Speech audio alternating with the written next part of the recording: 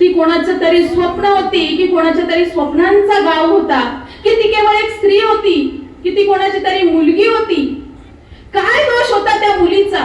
आणि मग मनाला वाटतं की अरे, ज्या माती ही विठ्ठल विठ्ठल गायची, त्या संतांची हीच भूमी आहे का? ज्या मावळ्यांना स्वराज्य निर्माण केलं, त्या राजांचा, त्या मावळ्यांचा हाच महाराष्ट्र आहे का? मन अगदी सुन्न होऊन जात. आणि आठवते ती मासाहेबांची शिकवण.